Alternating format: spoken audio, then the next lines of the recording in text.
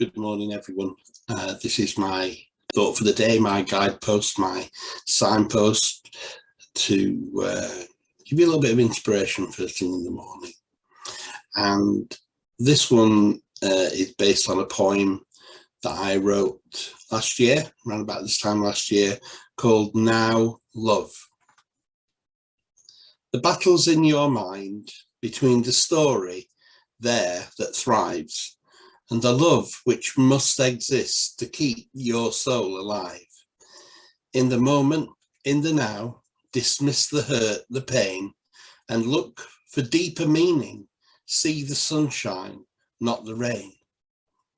In your thoughts, you tell yourself exactly how to be. Your focus creates the route, clears the fog, or ends the clarity. It's a double-edged sword. How you think is how you feel. Love needs you to live in the now from your mind to be set free. If you stop believing the thoughts that continue to arise, like recurring nightmares, they make you play unwise. So in this moment now, love, don't listen to the past. Let your negativity and fear be into the deepest ocean cast. So quite a strange title, Now Love, but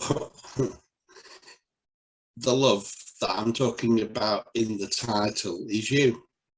Now love.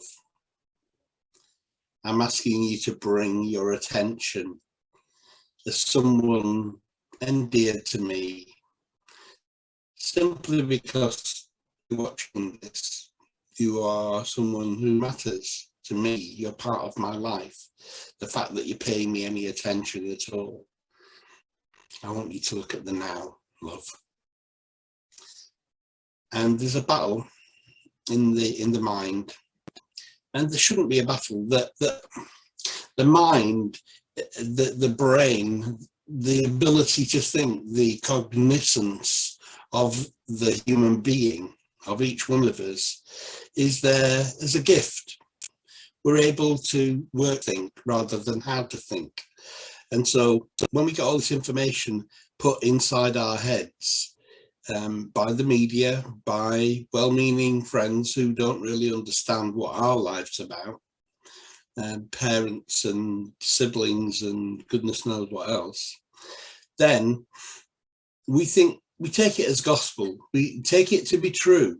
It's just information, and all information can be dealt with in one of two ways. You can either accept it and act on it, or you can dismiss it and never think about it again.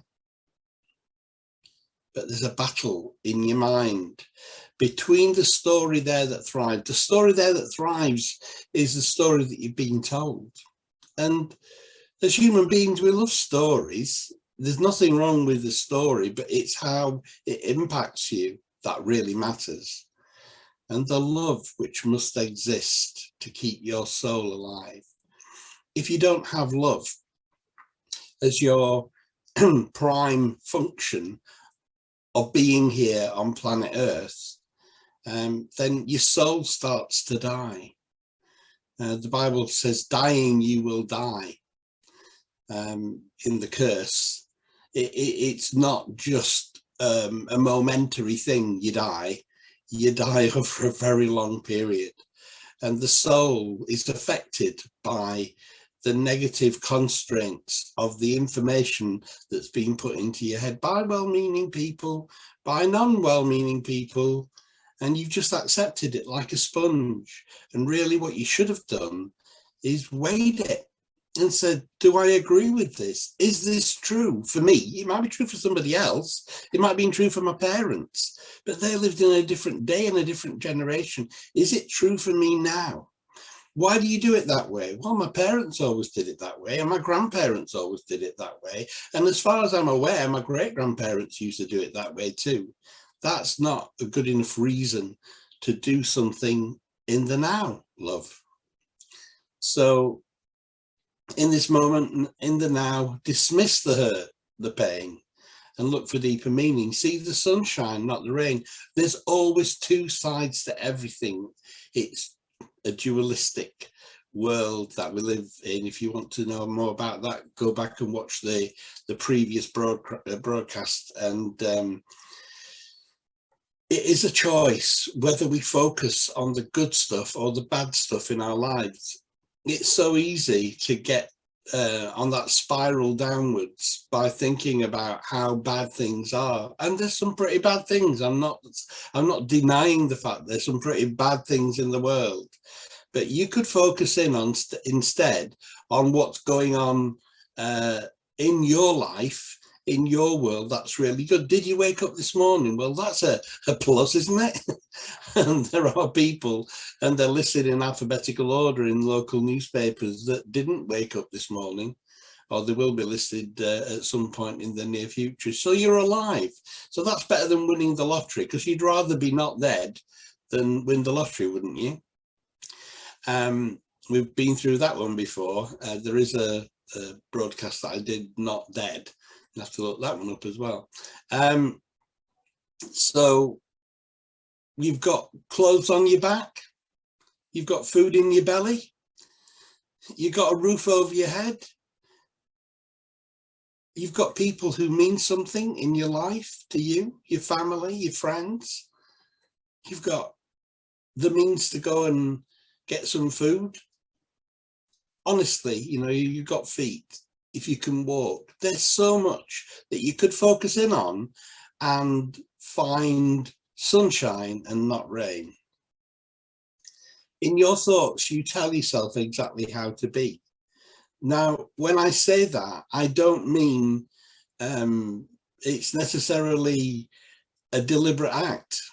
It's on autopilot.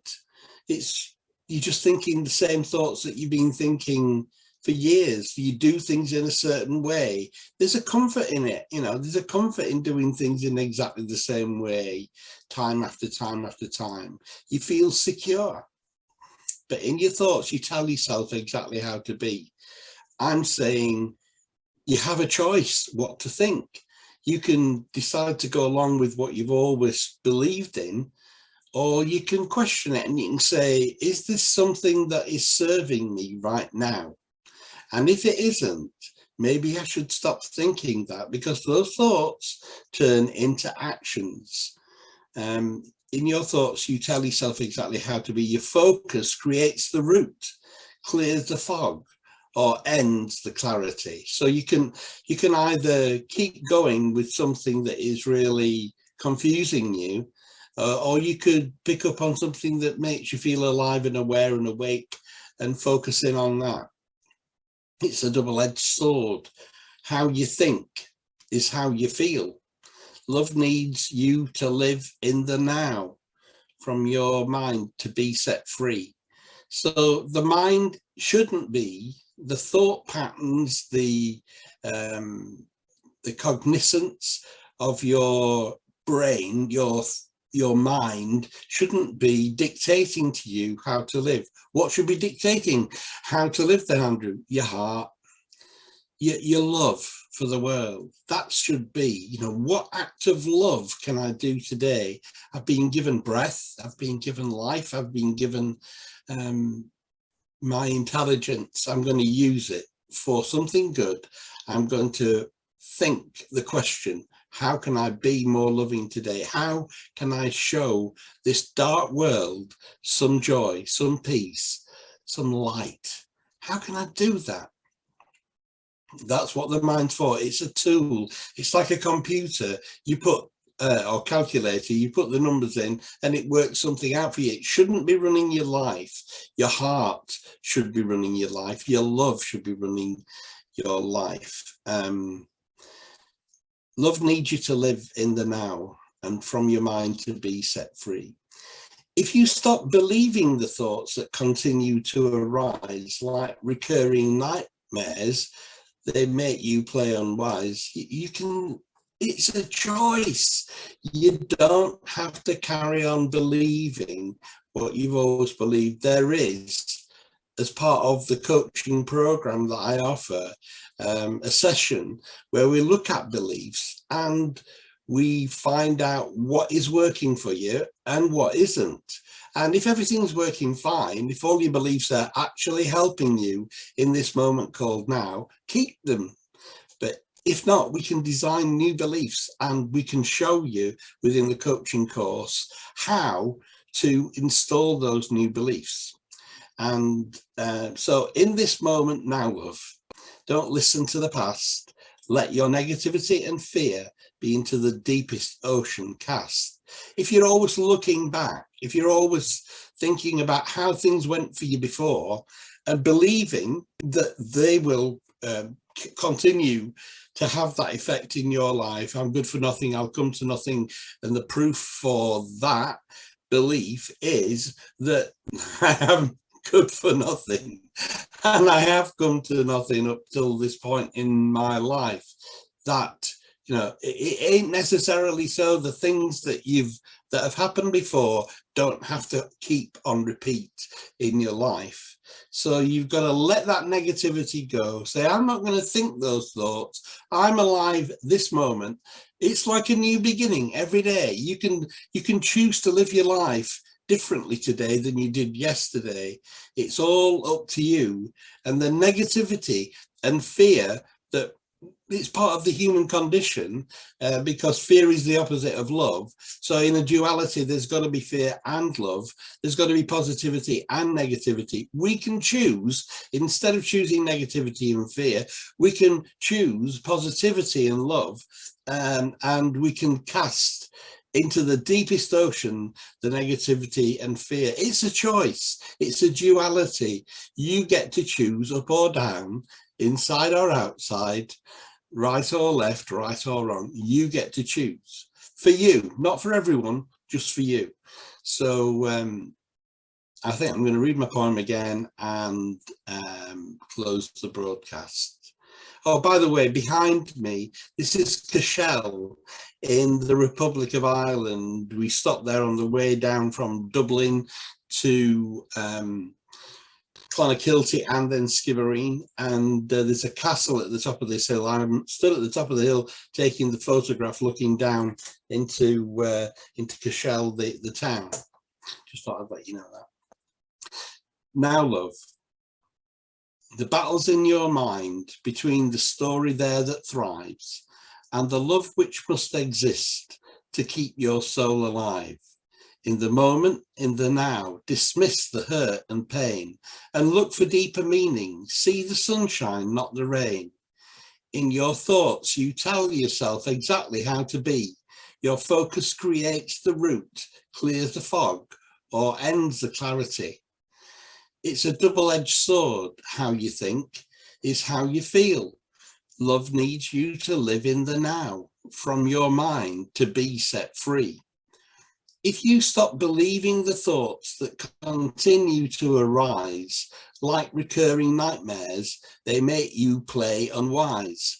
So in this moment now, love, don't listen to the past. Let your negativity and fear be into the deepest ocean cast. Namaste.